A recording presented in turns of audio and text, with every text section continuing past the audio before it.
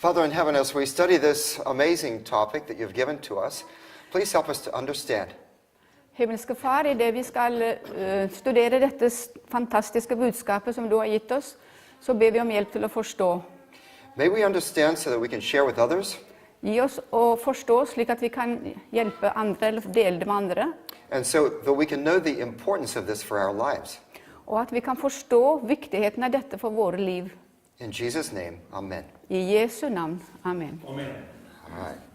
So we're doing answers to objections regarding 1844 in Lillehammer. Oh yes, go ahead.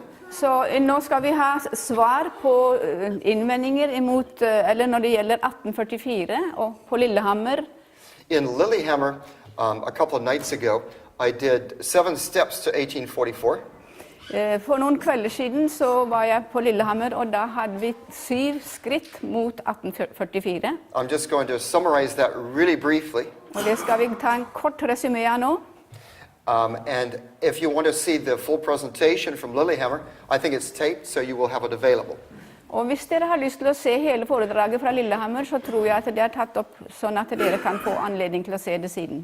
But let's start with this question. Why do we need to know about 1844? Men la oss begynne med dette spørsmålet. Hvorfor trenger vi å vite noe om 1844? The biggest danger to this understanding for Adventists Den største faren når vi skal forstå dette for adventister da, is not specific biblical or theological objections, ikke spesielle bibelske eller teologiske innvendinger, but simple neglect. men bare at vi neglisjerer det. Just forgetting about it because we don't think it's important. Bare at vi glemmer det fordi vi synes ikke det er så viktig. So why is it important? Så hvorfor er det viktig? Here's the answer. Her er svaret. God told the Israelites when the Day of Atonement began so that they could participate in it. Gud fortalte israelittene når den dagen, forsoningsdagen, den store forsoningsdagen begynte, slik at de kunne ta del i det. How do you know how to do something at a certain time if you don't know when the time is? Hvordan vet dere at du skal gjøre noe spesielt på en spesiell tid, hvis ikke du vet når den tiden er?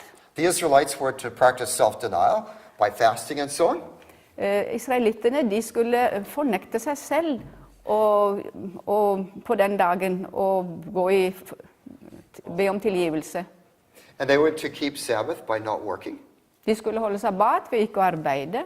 How would they know exactly when they were responsible for doing those things? Og hvordan ville de vite når de var ansvarlige for å gjøre disse tingene? So in this verse, Leviticus 23, verse 32, Så i dette verset, i 3. Mosebok 23:32, God tells them at evening, at sundown, on the 9th day of the 7th month, så forteller Gud dem at på denne dagen, just a minute,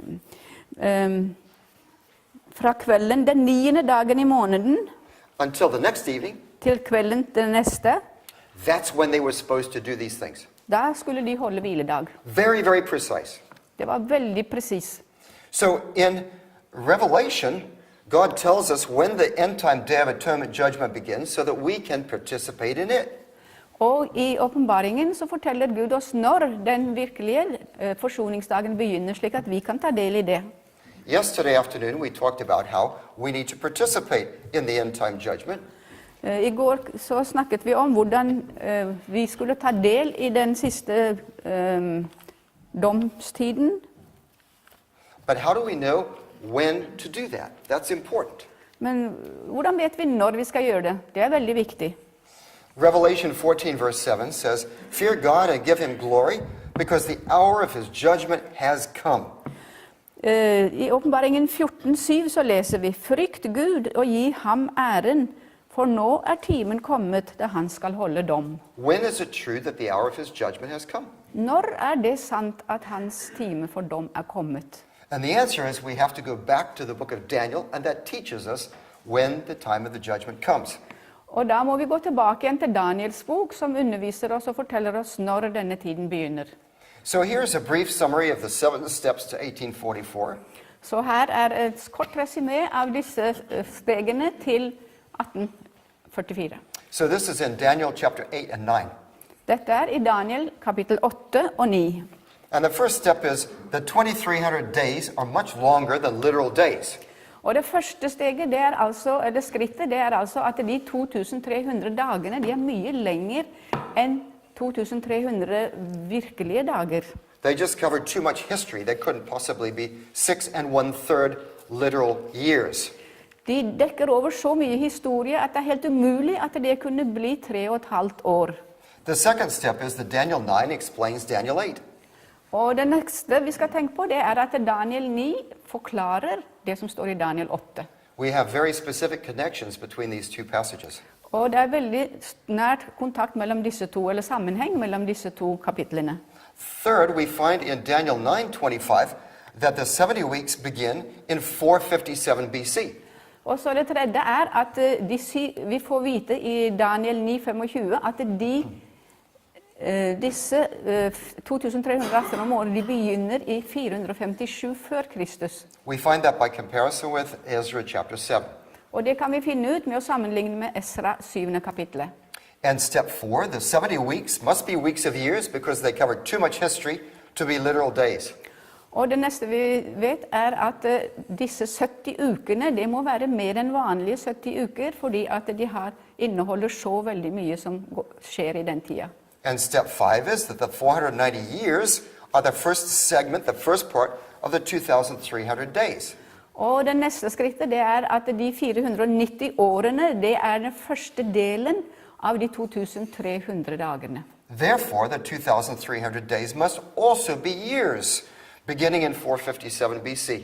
Derfor må disse 2300 dagene også være år, som da begynner i 457 før Kristus. And therefore, the 2,300 years end in AD 1844. Og derfor så kommer slutten på disse dagene i 1844. Taking into account that there was no 0 year, there was 1 BC and then 1 AD. Og det her har vi altså tatt inn i betraktning det at det er ikke et årstall som heter 0, så det var 1 år før Kristus, og så var det 1 år etter Kristus. That is the simplest presentation of 1844 that I have ever seen. Og det er den enkleste framlegging av denne tiden som jeg noen gang har sett. Now, let's look at some objections that people have raised to this. Men la oss se på noen innvendinger som folk har kommet med dette. First of all, the objection the day equals year principle is invalid. For det første at dette med at en dag er det samme som et år, den virker ikke reell. And here's the problem. If the 2,300 evenings, mornings, or days in Daniel 8:14 represent something other than years, there are not 2,300 years leading to 1844. Og problemet her er at hvis ikke disse 2300 dagene representerer 2300 år, så er det ingenting som leder oss fram til 1844. Now here's the answer. Og svaret? If the 2,300 are literal 24-hour days, there are only 6.3 literal years leading to the justifying of the sanctuary. Og svaret her er altså at hvis de 2300 dagene er virkelige dager, som er på 24 timer, så er det bare 6,3 år som leder opp til at helligdommen vil bli helliggjort, renset. So we don't need to say that wherever you find day in this kind of prophecy, it automatically means year. Vi behøver ikke å si at hver gang du finner noe med dager i en profeti, så betyr det automatisk år. All you have to do is look at the context. It doesn't fit. It doesn't work. Alt du må se på er innholdet. Det virker ikke, det passer ikke. To say that it's literal days. It must be much longer than that because it covers the period of several empires. Det må være lenger enn det, fordi at denne perioden, den dekker over flere imperier eller riker. You see, it covers the vision from Medo-Persia through Greece and Rome to the time of the end. That's way more than 6 1/3 literal years. For det står at dette dekker over tiden fra Medo-Persia, gjennom Grekenland, Romerriket, og til tidens ende, og det kan man ikke få til å passe inn i 6,3 år. That's not possible. Det er helt umulig. Okay. Furthermore, why would Daniel be so upset in Daniel chapter 9 about a delay of a mere 6.3 years until the sanctuary would be restored? Og så neste, hvorfor ville Daniel bli så oppbrakt over at denne tiden med 6,3 år ble utsatt til den tiden da helligdommen skulle komme til sin rett. Daniel was studying Jeremiah because he was trying to find out when his people could go home. Daniel studerte Jeremia fordi han ville finne ut av når hans folk skulle få lov til å reise hjem igjen. Jeremiah said 70 years. Jeremia hadde sagt at det var 70 år. But Daniel was worried because he'd received the vision in Daniel 8. Men Daniel han var nervøs for dette fordi at han hadde fått dette synet i 8. kapittel av Daniel. About this period of 2,300 evening morning. Med dette 2300 aftener og morgener. If he thought it was 6.3 literal years before they had to go back home, Hvis han trodde at det var 6,3 virkelig år før de skulle hjem igjen, that's no big deal. så var ikke det noen store ting. In fact, it's good news. Det var faktisk gode nyheter. So why was Daniel so upset? Så hvorfor var det at Daniel var så oppbrakt? He was fasting and praying and just terribly upset. Han ba, og han fastet, og han var virkelig oppbrakt. Obviously, he thought that the 2,300 evening morning was a much longer period. Det var tydelig at han forstod at disse 2300 årene var en mye lengre periode. He thought that because his people had been so bad, God was delaying allowing them to go back to their home. Og han trodde at det var fordi at disse folka hans ikke hadde vært lydige, at han forlenget den tiden da de skulle få komme hjem. Furthermore, we find that sometimes words for days or representations of days can represent years in symbolic time prophecies in Daniel. Noen ganger så finner vi at disse dagene kan være symboler på år, sånn som vi finner i Daniel. In other parts of Daniel, I andre deler av Daniel, as well as in some other texts in the Bible, such as the ones I give here. sånn som i andre tekster i Bibelen, sånn som jeg har gitt her. Furthermore, the Hebrew word for days, plural of the word yom in Hebrew, Og videre også så det dette flertalsformen av dager, yom på hebraisk. this can mean year in some passages, and I give some references here where that can happen. Det kan bety år i noen sammenhenger, og det har jeg gitt noen tekster for her. In Daniel, symbolic times are presented with unusual terminology, I Daniel så symbolske tider gitt med uvanlig terminologi, and that is the case in Daniel 8:14, og det tilfellet i Daniel 8,14. where it refers to days as evening, morning. That's an unusual reference to days. For det første her så står det at det 2300 aftener og morgener, og det en uvanlig måte å beskrive et døgn på. Furthermore, the 70 weeks of Daniel 9:24-27 are 70 sabbatical year cycles. Og videre også så disse 70 årene i Daniel 9:24-27, det uker, sykluser med sabbater. This is referring to the sabbatical year cycles in Leviticus 25. Dette en syklus av sabbatsårene. So these are years, and the total of 70 weeks of years is 490 years. Så dette år, og når dette blir regnet ut, så disse 70 ukene 490 år. In this lexicon by Köhler and Baumgartner, it says that the word Shavua, week, in Daniel 9:24-27, it translates it as a week of years, a period of 7 years. Og i Köhler og Baumgartners ordbok eller beskrivelse så står det at det hebraiske og arameiske leksikon så står det at dette ordet shabawa som brukt om uker i Daniel 9:24-27 som en uke, det som en uke av år. So this word Shavua means a period of 7, whether days or years. Så dette uttrykket shaboa, det betyr en periode med 7 enten dager eller år. And this dictionary represents that too much is happening. It must be years. Og i dette leksikonet så står det at dette skjer så mye i den tida at det må være år. Now, the fact that the 70 weeks are years is confirmed by history. Og historien bekrefter at disse 70 ukene betyr år.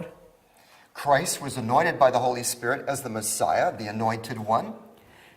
Kristus han ble salvet som Messias, den salvede. At his baptism in 27 AD, Da han ble døpt i 27 etter Kristus.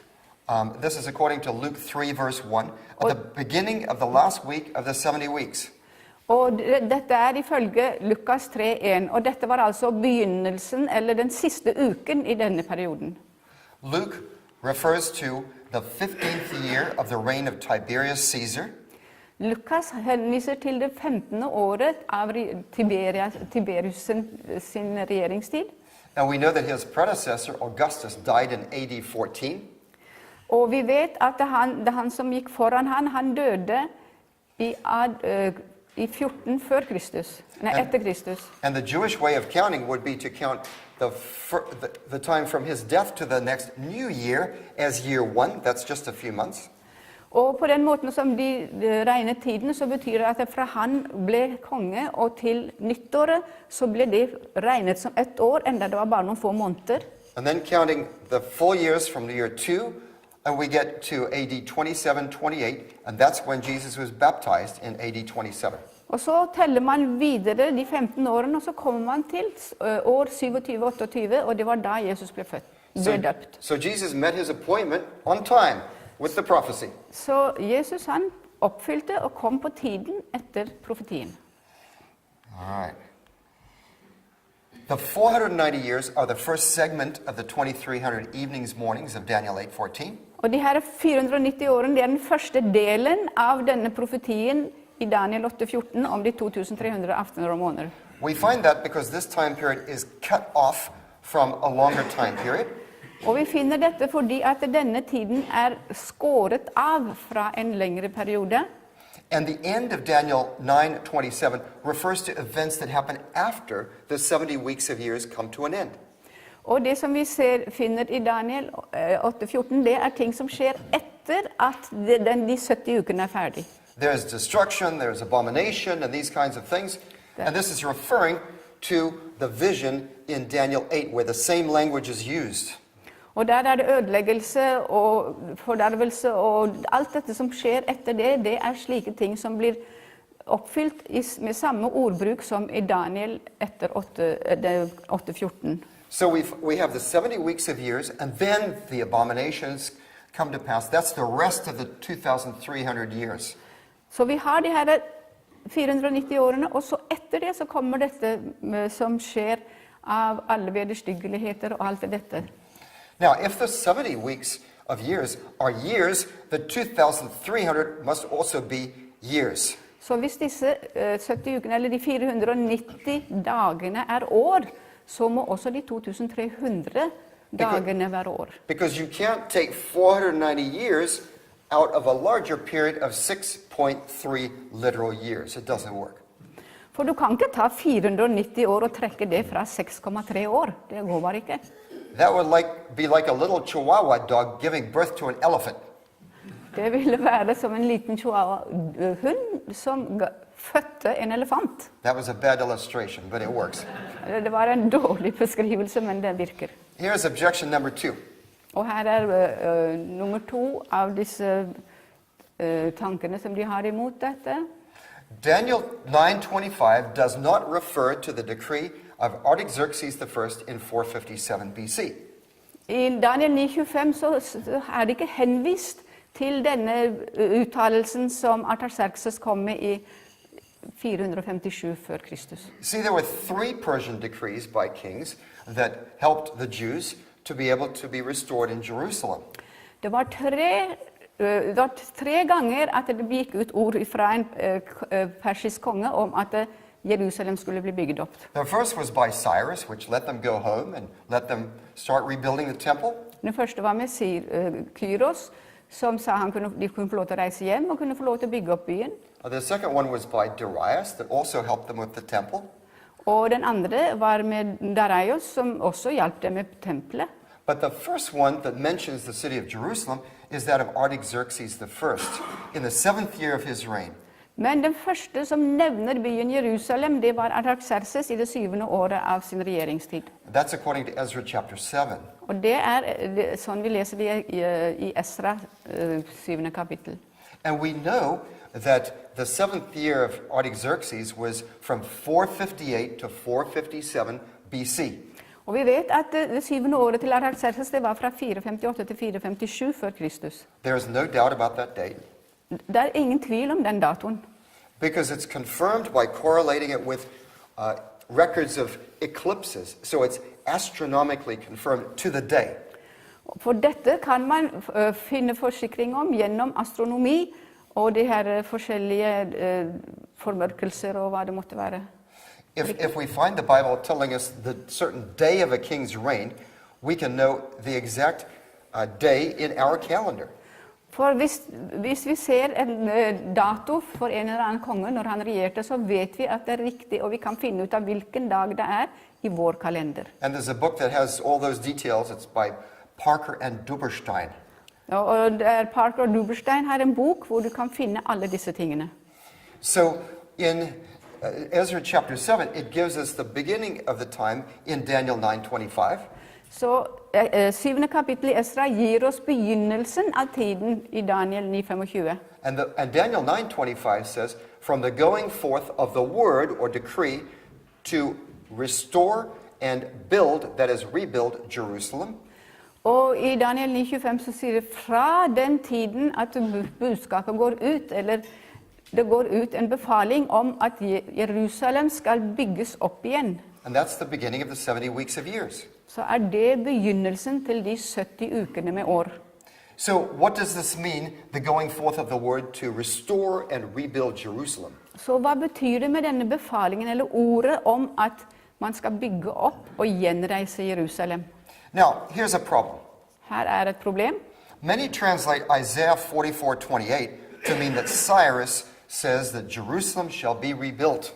Det er mange som oversetter Jesaja 44:28 og sier at han sier der at Jerusalem skal gjenoppbygges. If so, the word or decree to restore and rebuild Jerusalem must refer to the decree of Cyrus about 536 BC rather than the decree of Artaxerxes. Og hvis det er tilfellet, så vil altså dette ordet om å gjenreise Jerusalem, det kom da i 536 før Kristus, i stedet for 457. If that's the case, then the end time event would not begin in 1844. I så fall så vil ikke den siste tiden begynne i 1844. Okay, here's the answer. Men her er svaret. The NRSV, the New Revised Standard Version, Det er en oversettelse på engelsk. has the correct translation of Isaiah 44:28, Har den riktige oversettelsen av Jesaja 44:28. and it says, and who, that is referring to God, not Cyrus, says of Jerusalem, it shall be rebuilt. Og der står det at og han, og da er det henvist til Gud, og ikke Kyros, sier at Jerusalem skal bygges opp. So this is a prophecy that God would have Jerusalem be rebuilt. It's not a decree that Cyrus would rebuild Jerusalem. Så dette er altså en befaling som Gud gir. Let me just read the Norwegian. Her sier det at han skal si om Jerusalem,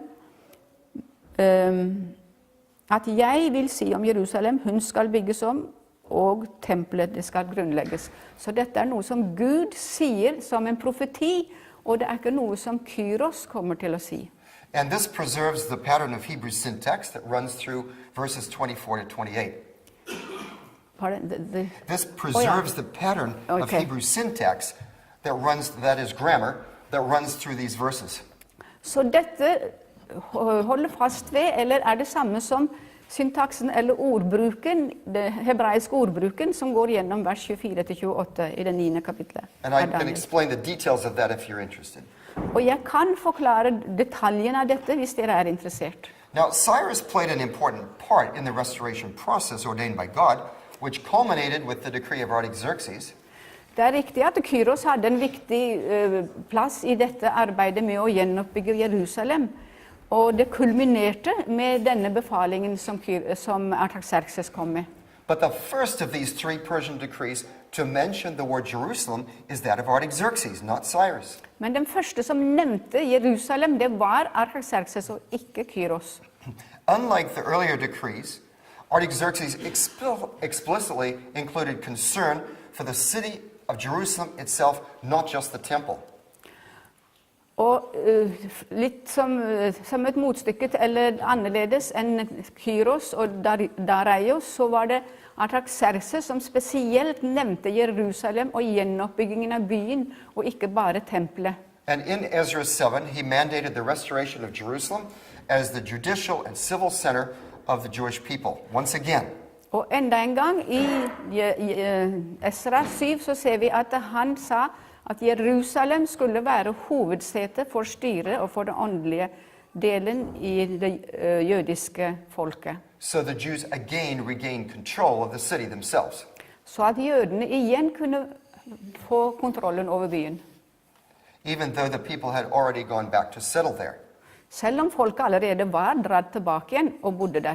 Now here's a second problem. Men her er enda et problem. The 70 weeks begin with a word to restore and rebuild Jerusalem. Disse 70 ukene de begynner med dette ordet at de skal gjenoppbygge og gjenreise Jerusalem. But Artaxerxes' decree did not explicitly call for rebuilding. Men Artaxerxes' lov den sa ikke noe spesielt om å gjenoppbygge. It was Nehemiah who received authorization for rebuilding the walls or completing that in Artaxerxes' 20th year. That's 444 BC. Det var Nehemia som fikk denne fullmakten for å gjenoppbygge veggene eller murene. Og det var i Artaxerxes' 20. år, som var 444 før Kristus. So if we begin with 444, we don't end up with 1844. Så begynner vi med 444, så ender vi ikke opp med 1844. All right, here's the answer. Her er svaret. The Hebrew of Daniel 9:25 Det hebraiske i Daniel 9:25 has the hifil, that is the causative form of the verb shuv, to bring back. har den, jeg er ikke noe god i grammatikk. Sorry, hifil? No, the causative in Causative. It means to cause to bring back. Har det ordet som gjør at det vil komme tilbake. And this is in combination with the word build, bana, which means build. Som er sammen med det ordet å bygge. So what does this expression mean in Hebrew without drawing assumptions from our modern languages in translation? Så hva betyr dette i det hebraiske hvis ikke det bringer noen tanker til oss når vi skal oversette det? What does it mean to restore a city? Hva betyr det å gjenreise en by? From that translation, modern people would imagine it means to rebuild it, to rebuild the infrastructure, the physical restoration of the city. I vår tid, hvis vi tenker på det, så vil det bety at det skal gjenoppbygges og gjøres i stand. But I did a search on that verb, followed by city as the direct object. Og jeg studerte dette ordet og fulgte det opp med, med byen som objektet. And I discovered that the meaning is something different. Og så oppdaget jeg at betydningen er noe annet. Elsewhere, and I give the references here, restoration of a city means restoration of its ownership to a political entity that used to own it before. Og da oppdaget jeg at dette med at det skulle gjenreises, det var at det kom tilbake igjen til herredømmet til de som hadde eid det før, eller regjert der før. That's exactly what the decree of Artaxerxes did. Det står i det kan man lese ut av disse 2 versene som jeg har satt her, men det er akkurat det som Artaxerxes sitt påbud oppfylte. It restored Jerusalem to the control of the Jewish people who used to own it before. Det ga det Israel som før hadde hatt herredom i dette landet, makten til å fortsette. And civil control of the city included the right to rebuild. Og når de da fikk denne sivile kontrollen over det, så var det innbefattet at de kunne bygge det opp igjen. And in fact, Ezra and his associates started to rebuild at that time. Og det var det de begynte å gjøre med Esra den gangen. It was only because they ran into opposition that they couldn't finish the job. Det var bare fordi at de møtte motstand at de ikke kunne gjøre ferdig den jobben. Nehemiah didn't begin the rebuilding, he completed it. Nehemia begynte ikke oppbyggingen, han fullførte det. All right, here's a third problem. Men her er det et tredje problem. Ezra 7 may speak of the 7th year of another Artaxerxes rather than Artaxerxes the first. Esra i 7. kapittel kan godt være at han snakker om en annen Artaxerxes, og ikke denne Artaxerxes den første. If so, the decree was not in 457 BC. Og i så fall så kom ikke dette påbudet i 457 før Kristus. And if that's the case, we don't end up with 1844. Og hvis det er sant, så havner vi ikke på 1844. All right, here's the answer. Og her er svaret. There were 4 Medo-Persian kings named Artaxerxes. Det var 4 medo-persiske konger som het Artaxerxes. And they were called Artaxerxes 1, 2, 3, and 4. Og de ble kalt Artaxerxes 1, 2, 3 og 4. And those are the dates that they reigned. Og her ser dere datoene da de regjerte. All right, now, Nehemiah 13, verse 6 refers to the 32nd year of this same Artaxerxes. I Nehemia 13,6 så ser vi at han henviser til det 32. året av Artaxerxes. So that rules out Artaxerxes 3 and 4, who didn't reign that long. Og da kan vi bare ta bort Artaxerxes 3 og 4, for de regjerte ikke så lenge. So that leaves Artaxerxes 1 or 2. Så da betyr det at det kan bare være Artaxerxes 1 og 2 det er snakk om. And of these two, the historical context of Artaxerxes 1 fits the period of Ezra and Nehemiah. Og da når vi ser videre på Artaxerxes 1 og 2, så ser vi at den historiske innholdet i Artaxerxes den førstes liv, det korresponderer med livene til Ezra og Nehemia. Now this is a lady, Emily Kurt, is a scholar of ancient Near Eastern history.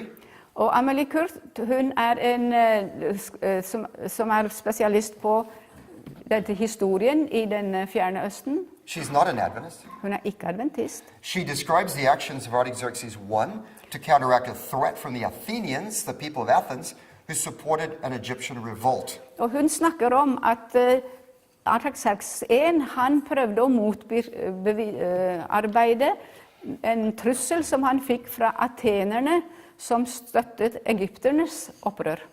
And she says, Og så sier hun, archaeological evidence from several sites in the Levant suggests that new fortified garrison points were set up to strengthen Persia's defenses.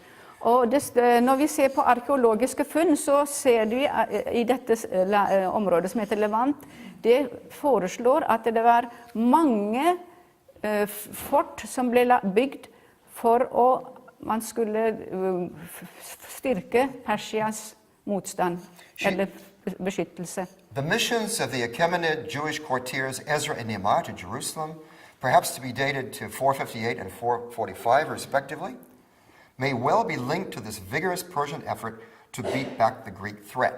Og det at Ezra og Nehemia kunne få lov til å reise til Jerusalem og bygge opp der, og dette var i år 458 og 445, det kan godt være at dette hadde en sammenheng med denne saken som grekerne kom med. Now you see, she refers to 458 rather than 457. Hun nevner 458 i stedet for 457. That's because this king's reign began in 458. Og det er fordi at denne kongens regjeringstid begynte i 458. And it overlapped into 457. Og så gikk det over til 457. So why do we say 457 and not 458? Så hvorfor sier vi 457 og ikke 458? That's because the decree would have gone into effect after Ezra had taken several months to travel to Palestine, and that would have been in 457 rather than 458. Det var det for at det tok så mange måneder for Ezra å komme og reise til Palestina fra der Persia, og da når han kom fram så var det blitt 457. William Shea, an Adventist scholar, explains why the decree went forth in 457. Og William Shea, som er en adventist spesialist, han forklarer hvorfor det var i 457. He says Artaxerxes' 7th year began in the spring of 458 BC and ended in the spring of 457 BC.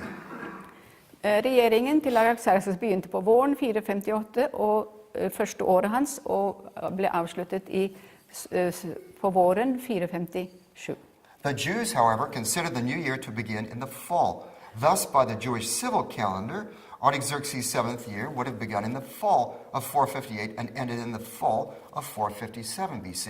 Men israelittene de regnet året fra høsten til høsten, så for dem så begynte første året hans høsten 458, og så gikk det helt til høsten 457.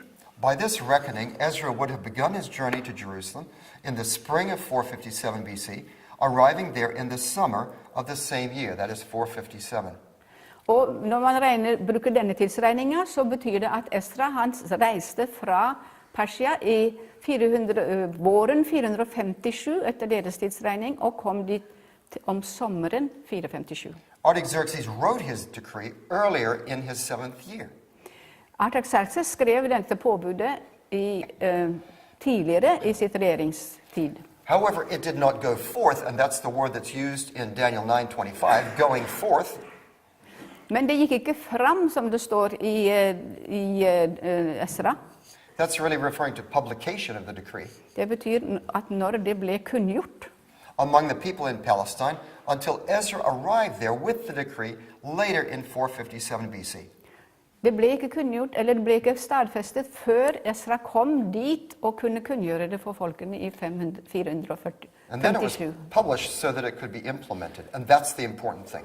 Og da ble det kunngjort slik at det kunne bli settes i verk, og det var det som var viktig.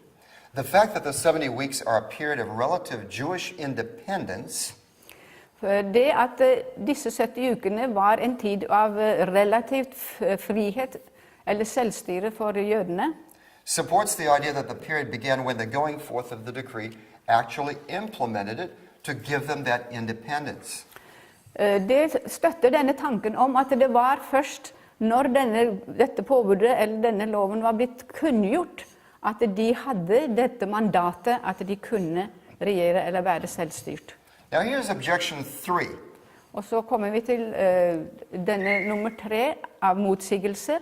We have no historical source that dates the death of Christ to 31 AD. Vi har ingen historiske kilder om at Jesus døde i 31 etter Kristus. So in our Adventist prophetic time chart of the 70 weeks of years, Så i vår adventist tidsregning av de 70 ukene, we put the cross of Christ at 31 AD. så setter vi Kristi kors på 31 etter Kristus. But there's no historical source outside the Bible that dates the death of Christ to 31. How do we figure that? Men det er ikke noe historisk opptegnelse som setter denne datoen for den tiden da Jesus ble korsfestet, så hvordan vet vi det? We don't even have a date in the Bible that correlates with the reign of any kind of a ruler. Vi har ikke engang en dato i Bibelen som vi kan regne ut fra angående for eksempel en som regjerte på den tida. So in Daniel 9:27, it says that the Messiah would put an end to the earthly sacrificial system for the second half of the final week of years, that is from about 31 AD, if the 490 years are from 457 BC to 34 AD. Og da betyr det altså at Daniel 9,27 sier at Messias han ville gjøre en slutt på offringene på denne jorden, og det systemet som var her i den andre halvdelen av denne siste uken. Det er altså fra år 31 for Kristus, hvis disse 490 årene begynte på 457. Og da gikk de fra 31 til 34. But we have, that's a calculation from us, but we don't have any historical evidence to validate that. Det er bare en utregning vi har gjort, men vi har ingen historiske fakta som kan bevise det. All right. The Gospels say that Jesus died on a Friday of Passover during the early years of Pontius Pilate's term as procurator. That is sometime between 29 and 33 AD when he was in that position. Evangeliene sier at Jesus døde på en fredag i påsken, og i den tidlige tiden av at Pontius Pilatus var prokurator, det er altså, da betyr det en gang mellom 29 og 33 før Kristus. Now, it's true that 31 AD falls within this range, but no source gives a specific year for the crucifixion. Det er riktig at år 31 kommer innenfor denne tidsperioden, men det er ikke noe spesielt år for korsfestelsen. A Passover Friday crucifixion in 30 to 31 AD is possible, but not certain in light of astronomical calculations.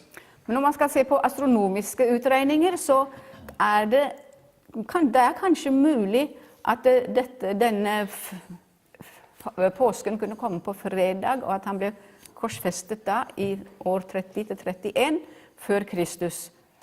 Men det er ikke sikkert. And you can see an article about the astronomical calculations is in the 3rd volume of the Daniel and Revelation Committee series. Når utregningene til dette kan dere finne i den tredje hefte av denne Daniel og åpenbaringens komité rapport. Let me correct that. It's in the first volume of that series, the Daniel and Revelation Committee series, volume 1. Ja, jeg må rette på dette. Det er i første boka av denne rapporten. And that is the volume by William Shea. Og det er William Shea som har skrevet denne. And it's on studies in prophetic interpretation. Og det er under studier av profetisk tolkning. All right, here's the answer. Her er svaret. It doesn't matter. Det gjør egentlig ikke noe. We don't need confirmation of Christ's death in 30 to 31 AD. Vi trenger ikke å få en forsikring om at Jesus døde i 30 til 31. Because we have confirmation of his baptism in 27 AD at the beginning of the last of Daniel's 70 weeks of years. Fordi at vi har en fastsettelse av hans dåp i 27 etter Kristus. Da han begynte, eller ifølge Daniels profeti, så var dette altså begynnelsen av den siste uka i de 70 ukene. So that date of 27 AD locks the 70 weeks of years into history. Så den datoen, 27 etter Kristus, den fastsetter den siste uken inn i historien. Jesus was baptized and began his public ministry in the 15th year of the reign of Tiberius Caesar, according to Luke 3, verse 1. Jesus ble døpt og begynte sin offentlige virksomhet i den 15. året av keiser Tiberius' regjering. Og det kan vi lese i Lukas 3:1. Tiberius became the sole emperor of Rome when Augustus died on August 19, 14 AD.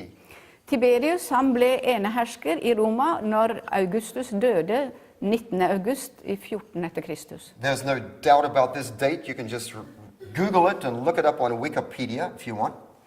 Det er ikke noen tvil om denne datoen. Dere kan google det eller se det på Wikipedia eller hva dere vil. Just look up Augustus and you'll find it. Bare søk på Augustus, så finner dere det. Jewish dating reckoned the first year of a king's reign as the portion of the year coming before the first New Year's Day. Jødisk tidsregning regnet det første året av en keisers regjeringstid fra han tiltok tronen og til neste nyttår, eller førstkommende nyttår. That was in autumn, about mid-October of his reign. Og det var på høsten, midt i oktober av hans regjeringstid. So Tiberius' 15th year would have reached from the autumn of 27 AD to the autumn of 28 AD. Så Tiberius' regjeringstid, eller det 15. året hans, ville være fra midten av 27.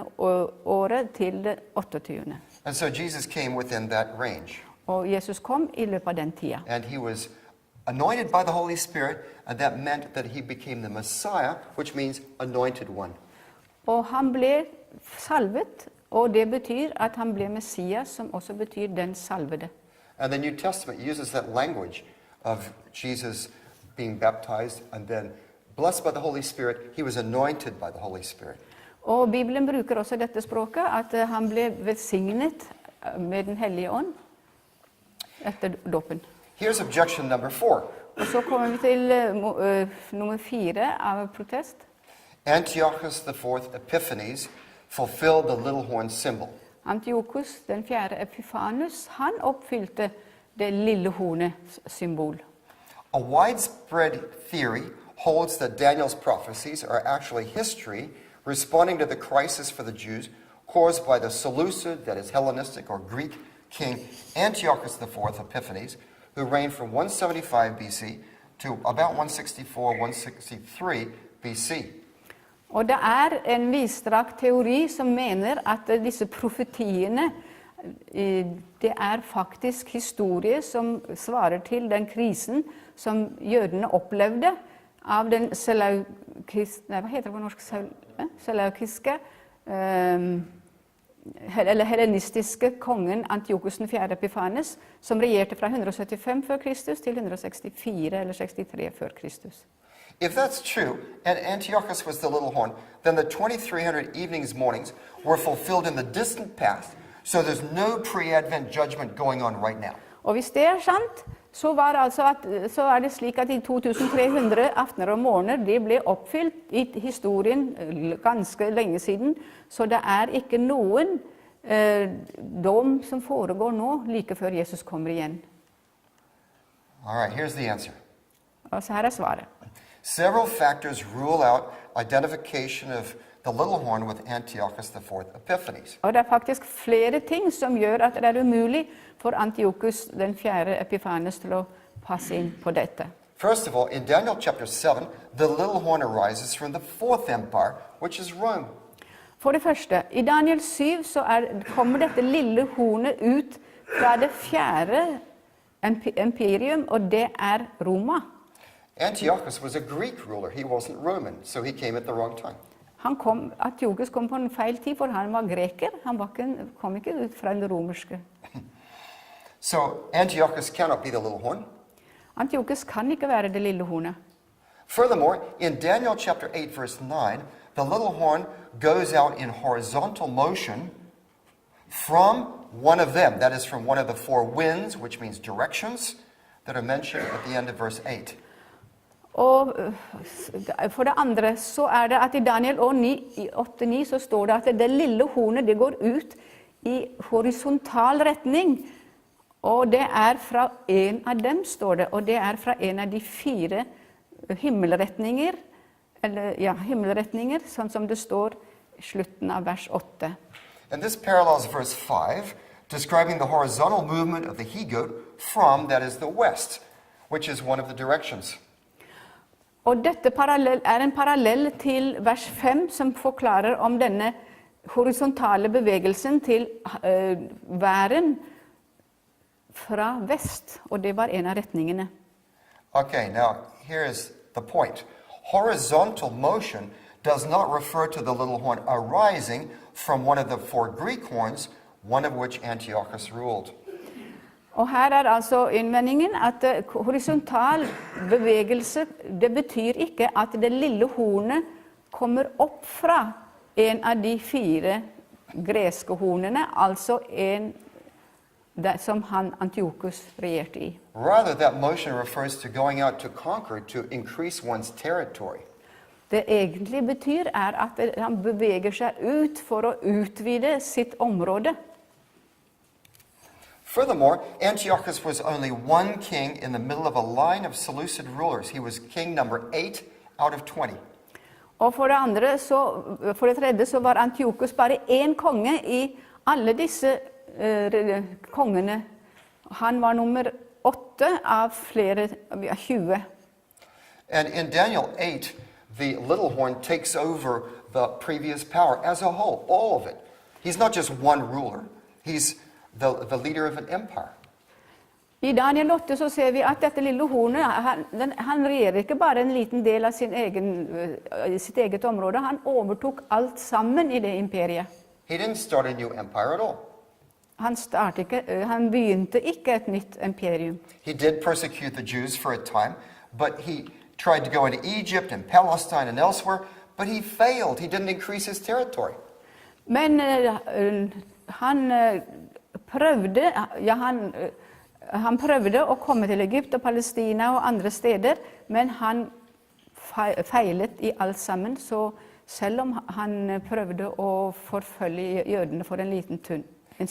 His father, Antiochus III, was called the Great. He was much greater than this Antiochus. Faren hans, Antiochus III, var mye større enn denne Antiochus. In fact, this Antiochus IV was a loser. Denne Antiochus IV, han var en som tappte hele tiden. He did have some success. He went down to invade Egypt. He wanted to take over Egypt. Han hadde litt medgang. Han gikk ned til Egypt for å innta Egypt. But he was down there on the beach, really, near Alexandria. Men han var egentlig bare nede ved stranda ved Alexandria. And he was there with thousands of his soldiers, his whole army. Han var der med tusener av soldater, sin egen armé. Including his tanks, og alle sine which were his elephants. Som var hans elefanter. So he had a very powerful army. Så han hadde en stor armé. And here comes one Roman. Og her kommer en romer. And this Roman was an ambassador from the Roman Senate. Og dette var en ambassadør fra det romerske senat, and his name was Popilius Linnaeus. og hans navn er Popilius Linnaeus. And he came to Antiochus and he said, Rome says, go home. Og så kommer han til Antiochus, og så sier han, Roma sier, gå hjem. Now, Antiochus didn't want to be embarrassed in front of his army. Antiochus, han ville jo ikke at han skal se ut som et nederlag foran hele hæren. So he said, I'll think about it. Så sa han, det skal jeg tenke på. And Popilius Linnaeus drew a circle around him in the sand with a stick. Og Popilius Linnaeus, han laget en sirkel rundt ham, And he said, think about it here. og så sa han, tenk på det her. And Antiochus went home. Og så gikk Antiochus hjem. Is that the great little horn of Daniel 8? Er det store, lille hornet i Daniel 8? He was so afraid of Rome, he had reason to be afraid of Rome. Han var så redd Roma, og han hadde grunn til det. Rome had defeated his father, Antiochus III the Great, Roma hadde vunnet over faren hans, Antiochus den store, so badly that they made him give up all of his northwestern territories. og det var så mye at han måtte gi opp alt av områder i nordvest. And they demanded crippling tribute from Antiochus III.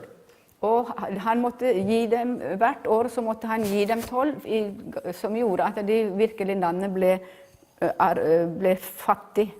To the extent that Antiochus III was so desperate, he tried to raid a temple to get its treasure. Han ble så desperat, Antiochus den tredje, at han prøvde også å gå inn i et tempel og stjele det som var der. And when he did that, he was assassinated. Og da han gjorde det, så ble han drept. And furthermore, Rome demanded that his son be a hostage in Rome. Og Roma, de bestemte også at sønnen hans, han skulle tas til fange. That hostage was Roma. Antiochus IV, who became the one Epiphanes. Det var han Antiochus, som ble Antiochus den fjerde Epiphanes. So he spent a number of his growing up years in Rome. Så han var i Roma en god del av sine ungdomsår. He knew the power of Rome and what Rome could do. Han kjente Roms makt og hva de kunne gjøre. And he didn't dare disobey that command of Rome to go home. Han våget ikke å gå imot det befalingen de hadde gitt, og dra hjem. Is that the great little horn of Daniel 8?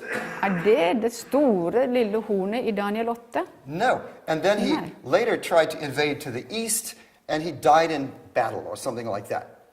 Så prøvde han å få reise østover, og der døde han i et slag. Before that, the Jews kicked his army out of Palestine.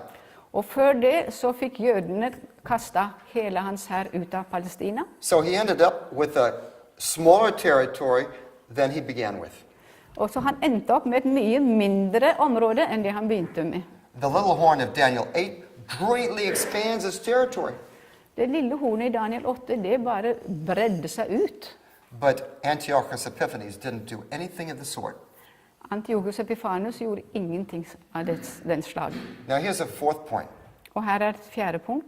Antiochus persecuted the Jews for 1,080 days, which does not match any of the prophetic time periods given by Daniel. Antiochus Epiphanes forfulgte jødene i 1080 dager, og det passer ikke inn med noen av disse tidene. Scholars try to make these things fit, but it doesn't work. I could explain the details if you want. Og det er mange lærde som prøver å få dette til stemme, men det får de ikke til, og jeg kan forklare det hvis dere vil. They try to split the 2,300 days into two, which is 1,150 days. De prøvde å dele opp de 2300 aftener om morgenen i to, og så da fikk vi 1150 år. Because they say 2,300 evening morning is that many morning and evening sacrifices, which happened over 1,150 literal days. For det sa de at når det står 2300 aftener og morgener, så var det offringene på en aften og morgen, som det ble altså to hver dag, og da ble det 1150 dager. But that doesn't work because it's evening morning, not morning and evening. Men det går ikke, fordi at det står kveld og morgen, aften og morgen, ikke morgen og aften. And the 2,300 applies to the evening and the morning. It's 2,300 full days. Og denne utsagnet her, aftener og morgener, det betyr et døgn, og det er 2300 dager. And as we saw, it cannot be literal 2,300 days. Og som vi så kan det ikke være bokstavelig 2300 dager. Now here's a fifth point. Og her er det femte. Jesus interpreted the abomination of desolation that Daniel said would be set up by the little horn as still future from his perspective in the first century AD. Jesus snakket om dette ødeleggelsens vederstyggelighet som noe som skulle være etter hans tid, og ikke før, sånn som dette blir menes. Antiochus couldn't be the little horn because he was in the past from Jesus. And Jesus says the little horn is in the future. Antiochus kunne ikke være lille hornet fordi at han var i fortiden til Jesus, og Jesus sier at det lille hornet det kommer i fremtiden. And the book of Revelation also predicts in the future the same period of domination by an evil power that's symbolized in Daniel by the little horn. Og åpenbaringen beskriver også en makt som skal komme og ødelegge med samme tidsperiode som det som er beskrevet i det gamle testamentet. And that's it. Og det er alt. Okay, that was pretty heavy, wasn't it, huh? Det var litt tungt, var det ikke det? Did you survive? Har dere overlevd? You understood? Forstod dere det? Okay, so we have time for some questions and then a break before our next meeting at 11:30, and when we're going to deal with principles for applying biblical laws to modern life. Så nå har vi tid til litt spørsmål og litt fri før vi begynner med neste foredrag 11:30, og det her med hvordan skal vi bruke eller gjøre oss bruk av bibelske lover i vår tid. So hopefully this has helped to confirm your faith in, your belief in, the interpretation leading to 1844. Så jeg håper at det som vi har snakket om nå har forsterket deres tro på dette med 1844. Yes, please. Altså, hvorfor leser dere ikke vers nummer 23 i kapittel 8 da? For da får dere litt annet syn enn akkurat fra vers 9. Er det Daniel du er i nå? Ja, Daniel 8. Daniel 8:23. Hva sa du nå? At det var... Ja, altså det står fra nummer 9, så står det fra ett av dem. Altså fra de 4 hornene fra Alexanders rike. Men så står det i vers 23, så står det i den siste tid av deres herredømme, altså av de tiden som ble Alexanders rike. Så kommer det en annen. Okay. Jeg har litt annen oversettelse, tror jeg. Er det samme her? Når riket deres går mot sin slutt, og syndene har nådd sin fylde. Er det det samme verset? Ja, det er det samme verset. Det er bare litt annet. Skal det stå fram en konge med hardt ansikt? Og hva mener du med det? Nei, det står her, i den siste tid av deres herredømme, altså de 4 rikene som Alexanders rike ble delt i, så kommer den der nye makten. Okay. So she's saying at the end, this verse 23 gives it clear that at the latter end of their kingdom, which is the 4 kingdoms that Greek was divided into, then this new one would come, and that is Rome. Exactly. Very good point, important Helt point. riktig. I mentioned that the little horn power is a new power that comes after the Greek kingdoms are all finished. It's not just one Greek ruler. And this is the verse that I was really referring to, because it says, at the latter end of their kingdom, so it's after they're done, then the new one arises, takes over all of the Greek ones, which Rome did. It took off Macedonia, and then Pergamum, and then it took Palestine. Pompey came into Palestine. Oh, I'm talking English. Oh, I'm sorry. I should give you a chance. You're supposed to talk English. I'm sorry. I should give you a chance. Ja, men det er helt riktig, og det var faktisk den teksten jeg tenkte på og henviste til, at alle disse rikene, greske rikene, de var vekk og ferdig når dette lille hornet kom. Og de ble tatt en etter en og innlemmet i det romerske riket. Er det noe jeg har glemt? Det var en veldig kort versjon. Ja. Okay. Fra ett av de, det er det de henger på, at du when it says from one of them, that's why people, get confused and they think it is from these other one of. Yes, you have studied this. This is really good. Ja, du har studert det her, og dette Good bra. for you. Okay, let's look at one of them. Og la oss se på det her, et av dem. All right. Okay. All right, let's start with Daniel 8, verse 8. La oss begynne med Daniel 8:8. Then the goat, that is Greece, right? Because it says so in verse 21. Og så bukken fikk svær stor makt, står det her, men det er altså Grekenland, og det kan vi se i vers 21. See, because verse 21 says the goat is the king of Greece. For i vers 21 så står det geitebukken er kongen av Javan, eller Grekenland. So then the goat became exceedingly great, but when he was strong, the great horn was broken, and instead of it, there came up 4 conspicuous horns toward the 4 winds of heaven. Bukken fikk svært stor makt, men da den var på sitt mektigste, ble det store hornet brukket av, og det vokste opp 4 veldige horn i stedet for det, mot de 4 himmelretningene. And so people say, out of one of them, what is them? That's the question. Og så står det ut av dem, fra ett av, here it says, in Norwegian it says from one of the horns. It says one of the horns. Yeah. That is wrong. Huh? Not every translation. Oh. Yeah. Okay. That is not in the Hebrew. I can show you the Hebrew. Det står ikke i det hebraiske, Okay. Just to prove it. bare for å bevise det. Umin ha'ehat mehem. There's hem. Doesn't say anything about the horns in Hebrew. Det står ingenting om disse hornene i det hebraiske. All right. Out of one of them. So what is them? Så hva ut fra en av dem, og hva er dem? The idea that it comes from one of the horns is an assumption. Ideen at det kommer fra en av hornene, det er bare en antagelse. Because people think it's Antiochus, and it comes out of one of the Greek powers. He's a Greek king, right? Fordi at noen tror at dette er Antiochus, og derfor så kommer det fra en av disse kongene, og han var en grekisk konge.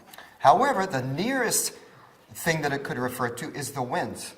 Men det nærmeste det kunne henvise til, det er disse himmelhjørnene. And winds in the Bible, we find this in the book of Zechariah very clearly, refer to directions. Og vi ser det tydelig i Zakaria at disse vindene det henviser til himmelretninger. Now people say horns don't come out of winds, Og det er mange som sier at horn kommer ikke ut av vind. but they don't come out of horns either. Ja, de kommer ikke ut av horn heller. And furthermore, this is symbolic time prophecy. Og dette er symbolsk tidsprofeti.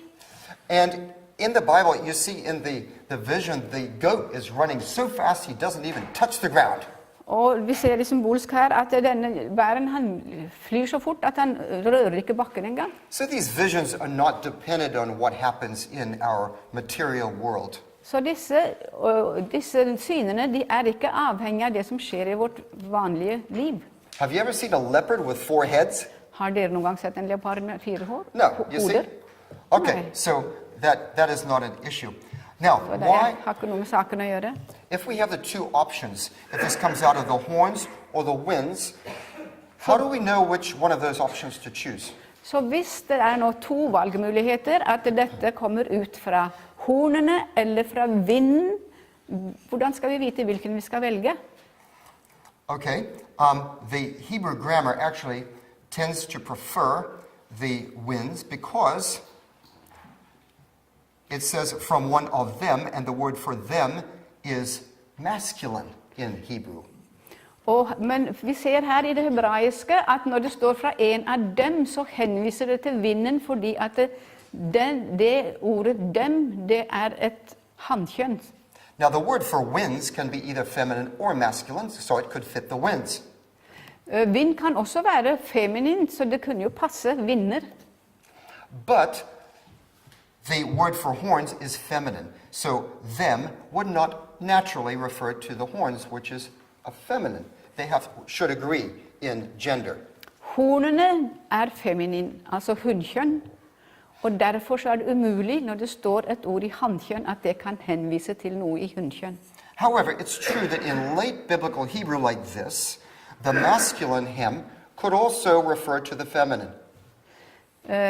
I senere hebraisk så det slik at denne hannkjønnsformen kan faktisk henvise til en hunnkjønnsform. However, there are other indications that this needs to be a separate power, not just a continuation of the Greek power.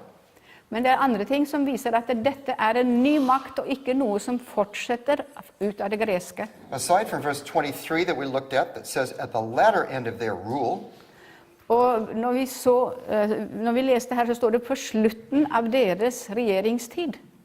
we find a pattern here in this vision. Og her ser vi altså et mønster i dette synet. You see, if we look back, we see a ram. So there's the symbol for the power. Og hvis vi går tilbake igjen her, så ser vi altså denne væren. And then we see the directions that the ram expands its empire in verse 4. Og så i vers 4 så ser vi hvordan utbrer seg i sitt regjeringsområde. And then we find that it became great. Og så finner vi ut at den ble stor. So three things: the symbol, 3. directions, and indication of greatness. Så her det 3 ting vi ser. Først symbolet, at den var stor, og hvor mye den utbredte seg. Now then we go to another power, Og så går vi til en annen makt, Greece. og det Grekenland. And verses 20 and 21 explicitly identify the ram as Persia, Medo-Persia, and the goat as Greece. Og det tydelig her, altså, nå kommer vi til en geitebok, men det tydelig fra vers 21 at væren det representerer Grekenland, Persia, og geiteboken den representerer And we find here Grekenland. that when we move to Greece, we find the same three elements. We find the symbol, which is the goat. Og når vi kommer til Grekenland, så ser vi også at vi har de 3 symbolene. Vi ser at det en geitebok. We find the direction, which is the west, from the west. Vi ser retningen fra vest. And then we find an indication of greatness. Og så ser vi storheten. Then the goat became exceedingly great, so he becomes greater than the ram. Og her så står det at han ble veldig sterk og utbredte seg veldig mer enn væren. So then we come to the little horn. Og så kommer vi til det lille hornet. So we have the symbol, the little horn. Så har vi symbolet, det lille hornet. And we find the directions, Og så finner vi retningene. south, east toward the glorious land. Sør, øst og det herlige landet. By the way, that means that this power comes from the northwest, which is where Italy is. Det betyr at denne makten den kommer fra nordvest, og det der Italia That's where Rome was. Det var der Roma var. All right, the symbol, the directions, and then it says it grew great. Og så har vi symbolet, og så har vi retningen, og så stod det at det vokste. In verse 9 it says exceedingly great also. Says what? Verse 9 it says it became exceedingly great. Yes, thank you. Okay, Og exceedingly great. her stod det at det vokste seg stadig større. So it became even greater than the empire of Alexander the Great. Så det ble enda større enn Alexander den stores område. And that's only Rome. Only Rome was that power that became greater than Alexander the Great's empire. Og det var bare Roma som var større enn Alexander den stores område. And this has the three elements of a distinct, independent, separate power. Og dette har 3 elementer av en ny og selvstendig makt. So it makes very good sense that when it says here, out of one of them, it means out of one of the directions towards which the empire of Alexander was split. Så når det står her at det var ut av en av dem, så det veldig tydelig at det var en av retningene som Alexanders rike ble delt opp i. And in fact, it did come from the northwest. Og faktisk så kommer det fra nordvest. That was a very important question, and that was a little detailed there, but hopefully that made sense. Det var en liten detalj her, og et veldig godt spørsmål. Okay, yes. Yeah, I have a question about Hebrews 9. Do you think Paul understood the heavenly sanctuary as having 2 compartments? And should we defend the teaching based on Hebrews 9, or Should we understand what? Paul, the apostle, do you think he understood the heavenly sanctuary as having 2 departments based on Hebrews 9, or not? Yeah. Just talking about, the heavenly sanctuary as a whole. Sure. Da Paulus skrev om den himmelske helligdom, hadde han noen forståelse av den hellige, eller at det var delt i 2 avdelinger? Det spørsmålet var? Right. He knew that the earthly sanctuary had two parts. He refers to that. Han visste at den jordiske helligdommen hadde to inndelinger. Det refererte han til. All right. And then he doesn't refer to strict typology. Og han går ikke direkte i hva de typene var for noe. He says, by this the Holy Spirit indicates that the way into the holy places is not yet open as long as the first section is still standing. Og han sier at med dette så kan vi se at så lenge den første delen står, så... Nå skal vi se. Which verse were you reading now? That's verse 9 Og 8, now. 9, 8? Yeah, 8 and 9, yeah. Dermed viser den hellige ånd at veien inn i helligdommen ikke er blitt åpenbart så lenge det forreste rommet ennå står. Okay, and then he says in verse 9, Og så i vers 9 så sier han, he says, which is symbolic for the present age. så sier han, dette er et bilde på den tiden som nå er. Now that word for symbolic is this Greek word right here. Og det ordet for symbolsk, det er det greske ordet her. And that word is parabole. Og det er altså parabole. Does that word sound familiar? Har dere hørt om det? It's a parable. Det er et bilde, altså en lignelse. So he takes it as a loose analogy between the first part being the one age and then the second part of the sanctuary being the next age. Så han tar det som en sånn lett beskrivelse eller sammenligning her, at den første delen beskriver et tidsrom, og den andre delen beskriver et senere tidsrom. He's not talking about the typology of the first apartment representing the first apartment in the heavenly sanctuary, and the second apartment representing the second apartment in the heavenly sanctuary. Han snakker ikke, eller han prøver ikke her å bevise at den første delen av den jordiske helligdommen tilsvarer den første delen i den himmelske, den andre delen i den jordiske tilsvarer den andre delen i den himmelske. So I would have to say that in Hebrews 9, he's not making a clear distinction between the two apartments of the heavenly sanctuary. Så i Hebreerne 9 så gjør han ikke en tydelig forskjell mellom den første og andre delen av den himmelske helligdommen. The place where he indicates the inner apartment is in Hebrews 6:19. Hvis det er noe sted han henviser, eller det kan virke som han henviser til den himmelske helligdommen, eller aller helligste, det er i Hebreerne 6:19. He says, we have this as a sure and steadfast anchor of the soul, a hope that enters into the inner place behind the curtain. Dette håpet er et trygt og fast anker for sjelen, det når innenfor forhenget. All right, and the inner place behind the curtain is the most holy place. Og her altså, det når innenfor forhenget, står det her, og det er det aller helligste. This doesn't say the inner, it's just inside. Oh, inside. That's okay. what the Norwegian Yeah. says. All right, but the Greek says, esoteron to katapatasmatos, you don't have to say that, which is within the veil, and that is the inner veil. Her står innenfor forhenget, men på den måten gresk er skrevet, så betyr det at det innerste forhenget. We find that in the Septuagint, which is translating the Hebrew. It's very clear. That expression, the whole expression, is referring to within the inner veil, which means the most holy place. Og det finner vi også i oversettelsen fra hebraisk til gresk, Septuaginta-oversettelsen, at dette uttrykket her, det betyr det innerste, altså det aller helligste i tempelet. So if this is using the expression the same way as the Greek Septuagint translation of the Old Testament, så hvis dette bruker den samme uttrykket som Septuaginta-oversettelsen bruker fra det gamle testamentet, hebraiske det gamle testamentet, then this is saying that when Jesus ascended to heaven, he had access to his Father within the most holy place. så det sier her er at når Jesus gikk opp i himmelen, så hadde han tilgang til sin far i det aller helligste. Now some people would say, aha, he's beginning the Day of Atonement at that point. Og da noen sier, å ja, da begynte han med forsoningsdagen på den tida. But no, it's just referring to the place. Det snakker bare om stedet. As in the book of Exodus, where it refers to the most holy place, when Moses went in to set it up. Akkurat som i 2. Mosebok så er det henvist til dette stedet der Jesus gikk inn for å sette det opp. But this is not yet the Day of Atonement because the judgment is still in the future in Hebrews chapter 10. Men dette har ikke noe med forsoningsdagen å gjøre, fordi at den store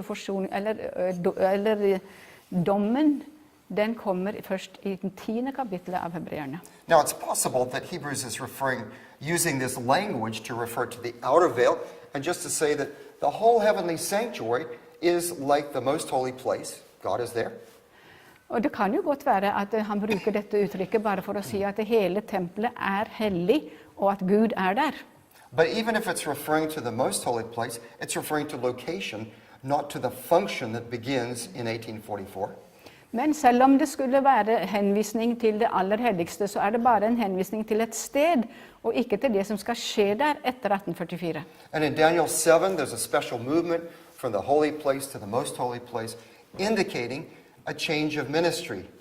Og i Daniel så ser vi at, at man går fra det hellige eller til et annet sted, det aller helligste, hvor der beskriver det at det er en ny form for tjeneste som begynner. And that doesn't contradict this. This is indicating that we have access to the control center of the universe where God is. We have that assurance, and that's a wonderful hope.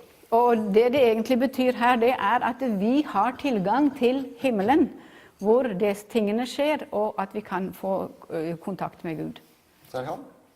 Yes. Maybe one last question, then we better take a break, huh? Et siste spørsmål, og så må vi ta en pause. Oh, and you also have a question. Okay, you want to ask your question first? Vil du spørre først? Jeg har hørt noen ganger den innvendingen om hvordan vi vet at de 490 årene er skåret av de 2300 årene, mot at det er samme begynnelse på de to. Det er noen som hevder at det er at de to tar for seg. How do we know that the 490 years are cut off from the 2,300 years? Some say that they are just different periods. Okay, good question. Godt spørsmål. That's Daniel Da skal vi til Daniel 9, 24. 9:24. Let's pull up the Hebrew. La oss finne det hebraiske her. And okay. Here is the word. In English, it's translated decreed. How does it translate it? 70 weeks are decreed. This is one of the translations. Her står det at det er 70 do you want me How to does Norwegian translate The Norwegian that? says that it is decided. Decided or determined or decreed. Same Yeah. thing, right? Okay, so how do we know that it's cut off from the longer period? Her That's står the det question. 70 uker er bestemt på norsk, men hvordan vet vi at det er kuttet av? Okay, here is the Hebrew word. Og her er den hebraiske ordet. Nechetak. And the root is hatak. And this word only appears here in the whole Hebrew Bible. I hele hebraiske bibelen så finner man dette ordet nechetak bare her, og det betyr å kutte. So how do we know what this word means? Så hva vet vi hva det betyr? Okay, and the answer is, let me pull this up here if I can find exactly the right one. Tilmålt her i denne oversettelsen. Hva står det hos deg? 70 uker er tilmålt i folkstøren her. Jaha. In her translation it says it is measured up for you. Measured, Yeah. okay. I have a reference here somewhere, but I will just tell you, as I'm looking for it, here it is, right here. Okay, Jeg har this en- is a PowerPoint, and I'll put this up. All right. Okay. All right, here we go. Marcus Jastrow, A Dictionary of the Targumim and so on. This is an Aramaic dictionary.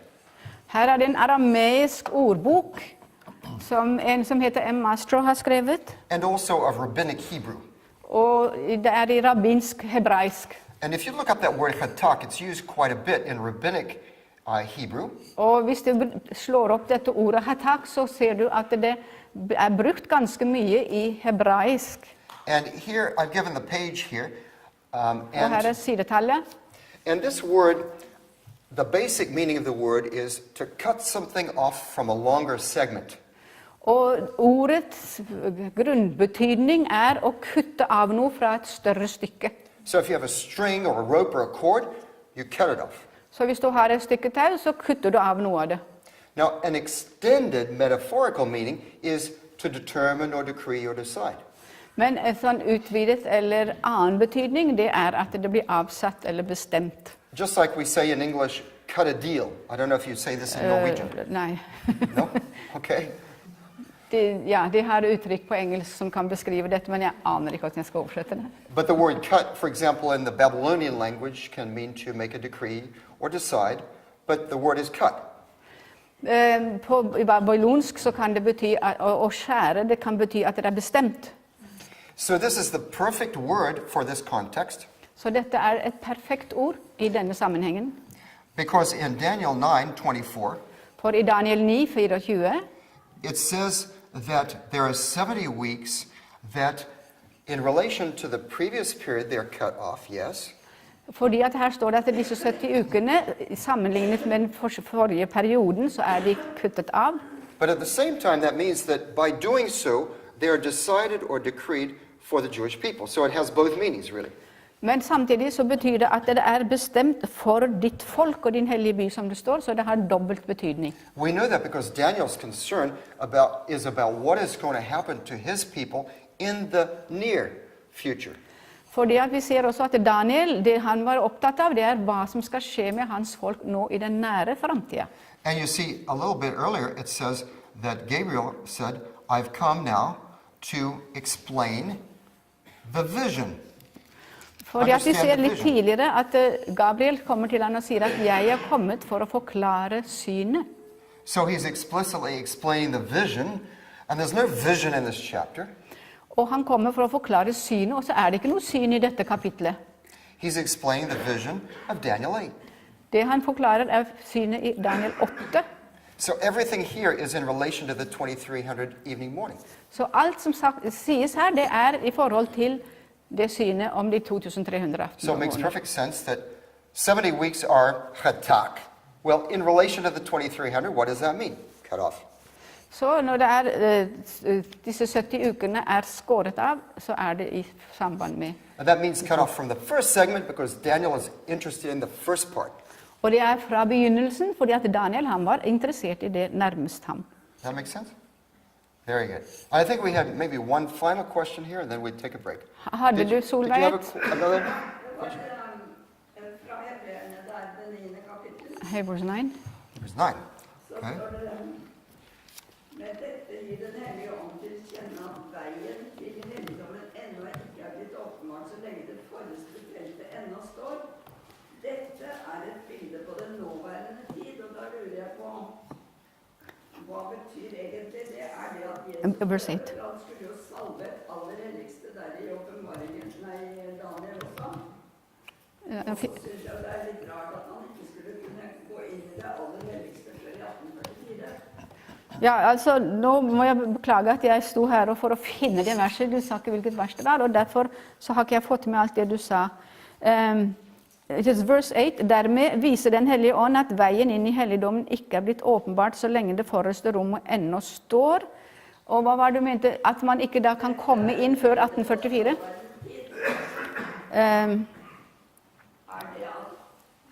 Er det Når Jesus døde, er det det det betyr der i det 9. verset? Dette er et bilde på den nåværende tid. Okay, it says that the way into the holy place is not yet open as long as the first section is still standing. And now what does that mean? Which is symbolic for the present age? Does that mean before Jesus died? Or what does it mean is her question. Okay, so he's just referred to the fact. Fordi han skulle jo salve et aller helligste når han døde også. Eller etter han And he was going to anoint the most holy when he died. Yeah. Okay, so it's referring to the fact that there are two parts of the earthly sanctuary. Det henviser til det at det er to deler av den jordiske helligdommen.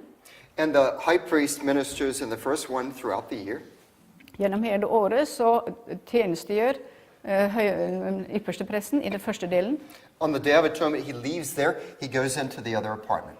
På den store forsoningsdagen så forlater han det, og så går han inn i det aller helligste. So Paul is making the analogy that there is the earlier age before Christ, Så det han sammenligner med her, eller det han gjør her, det er å vise at den tidligere tiden før Kristus, and then Christ comes and inaugurates the movement into the second apartment.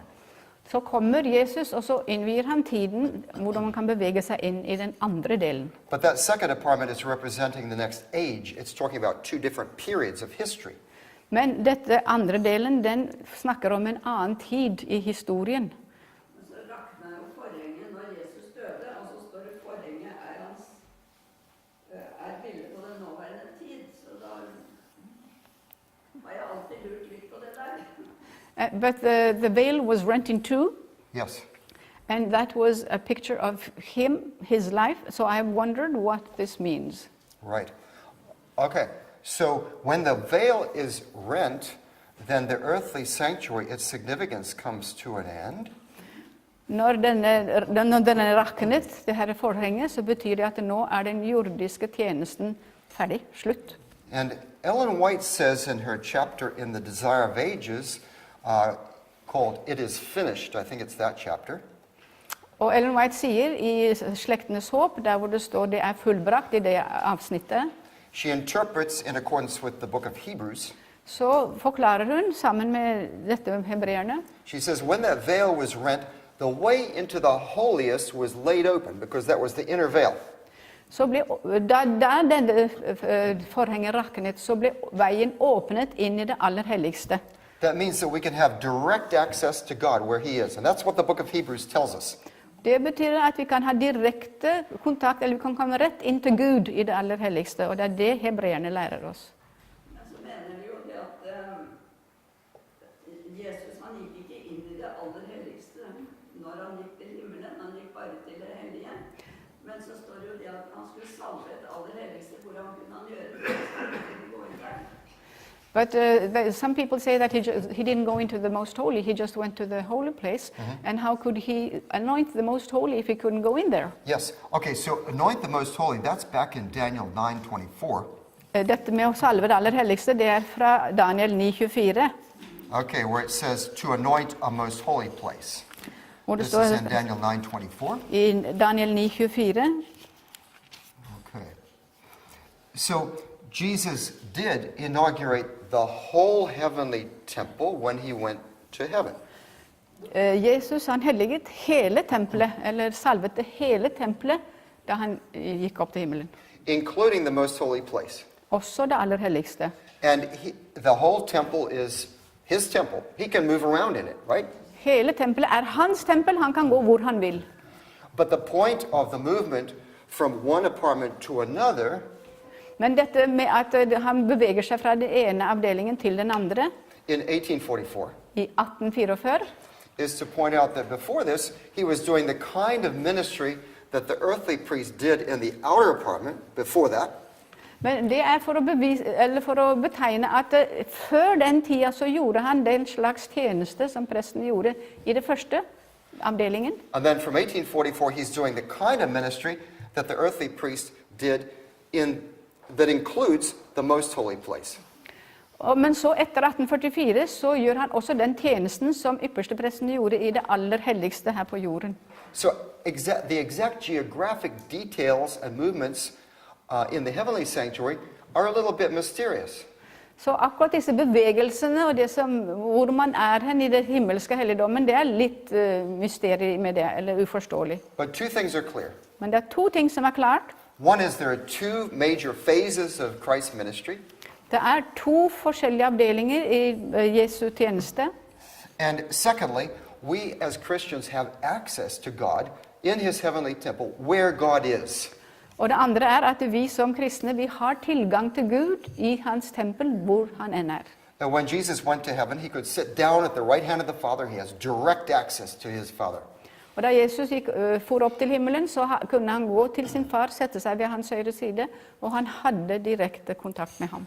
Let me just make one illustration and then we'll take our break. La meg prøve å illustrere det, og så skal vi ta en pause.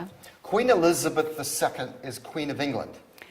Dronning Elisabeth den andre, hun er dronning i England, And she is 90 years old. og hun er 90 år gammel. Now maybe she will get tired of being queen. Kanskje hun blir lei av å være dronning. You know, this. Hun skal stå der og All være... right.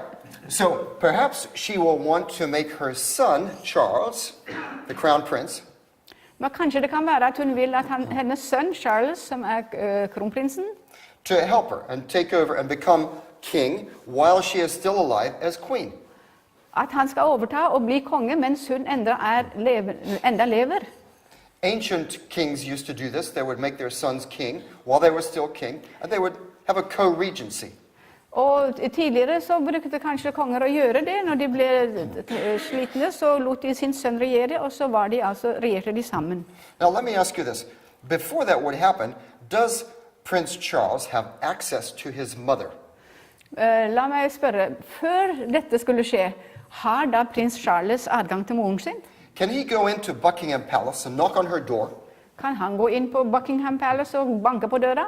and say, "Good day, Mum, how about some tea?" God dag, mamma, hva med litt te? All right, can he do that? Kan han gjøre det? Yeah, I can't. Jeg kan ikke gjøre det. All right.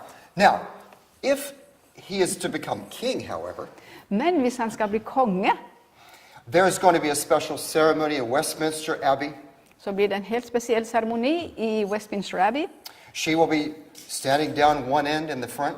Så kommer hun til å stå der på den ene siden, framme der. He will come in procession to her, Så kommer han til henne i prosesjon, and he will become king. og så blir han konge. That's exactly what happens in Daniel chapter 7. Det er det som skjer i det 7. kapittelet i Daniel. You have the Ancient of Days. Vi har den gamle dagen. The Son of Man comes to him Menneskesønnen kommer til ham and becomes co-regent.